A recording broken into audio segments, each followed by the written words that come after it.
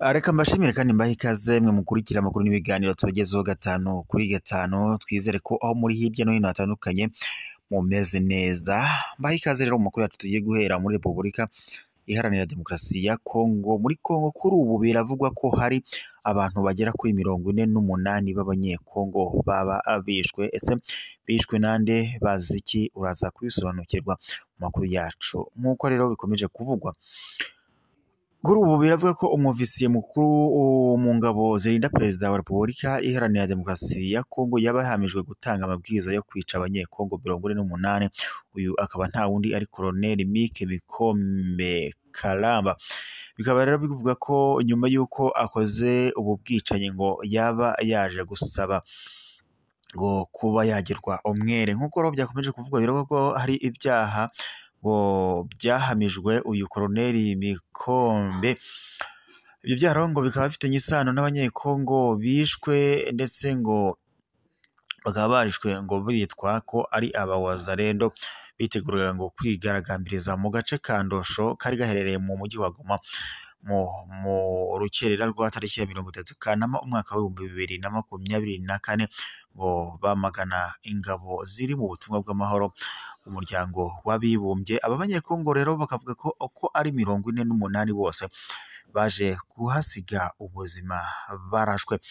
Nk'uko byatangajwe n'ubundi bivuga ko ubwo uyu musirikare yisobanuraga yavuze ko abarashwe ngo bari ibyitso by'umutwe witwara intwaro wa M23, kandi uko mu kubarasa ngo bari bikozwe ngo byari byakozwemo doko nyine bagiye kurasa ngo bari cyangwa se bivuga ko barashwe nyine bikazwa ko zaba ngo ari ingabo z'u Rwanda. Nk'uko uyu mukoroneri ngo yireguye abisobanura, ubushinjacyaha bwa gisirikare ngo bwagaragaje ko hari indi mpamvu ihamya ko Colonel Mikombe yari afite umugambi wo kwica aba bantu, ariko byo yatanze ari nabwo ngo yatanze ibwiriza ryo gukura abasirikare basanzwe bagenzura agace ka Ndosho. Mu Kwakira 2023 urukiko rwa gisirikare rwa Goma ngo rwakatiye Colonel Mikombe n'abandi basirikare 5 igifungo cya burundu rumaze ngo kubahamya kwica aba banyekongo. Ni inkuru rero yakababaro cyangwa se ibabaje cyane kubona abantu bagera kuri 48 bose basiga ubuzima cyangwa se bahaburira ubuzima bitewe n'umuntu umwe gusa.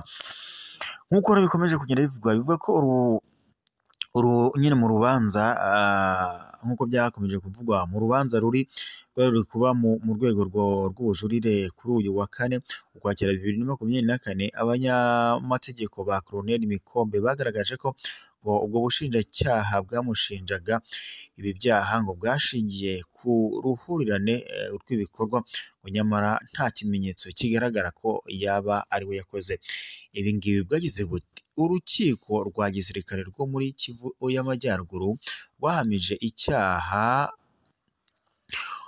umukiriya wacu rudashingiye ku bimenyetso. Ntabwo ubushinjacyaha bwagaragaje uko Colonel Mike Kalamba yatanze ibwiriza ryo kurasa abigaragambyaga b'abawazarendo. Biteganyijwe ko urubanza ruzakomeza tariki ya 11 Ukwakira 2024, ubwo ngo hazaba humvikanwa cyangwa se humvwa icyo abaregwa bavuga ku ubujurire bwabo, ndetse nyuma yaho ngo nibwo ubushinjacyaha ngo buzasubiza kuri ibi birego. Colonel Mikombe n'abandi basirikare 3 bakatiwe igifungo cya burundu umwaka ushize. Reka rero mbashimire mwe mwari mudukurikiye mu makuru n'ibiganiro tubagezeho gatanu kuri gatanu aho muherereye hose hatandukanye. Mbibutse gukanda subscribe cyangwa se abone bitewe n'ururimi ukoresha kugira ngo uzajye uba uwambere kubona amakuru n'ibiganiro tubagezeho gatanu kuri gatanu. Ndabashimiye rero nimukomeze kugira impagarike n'ubugingo. Amakuru yacu yo nakagaruka, mwibwe gukanda subscribe cyangwa se abone mujye mu bambere kubona amakuru n'ibiganiro tubagezeho gatanu kuri gatanu. Reka rero mbashimire aho muri hirya no hino hatandukanye, mukomeze kugira impagarike n'ubugingo. Amakuru yacu yo nakagaruka. Ciao ciao.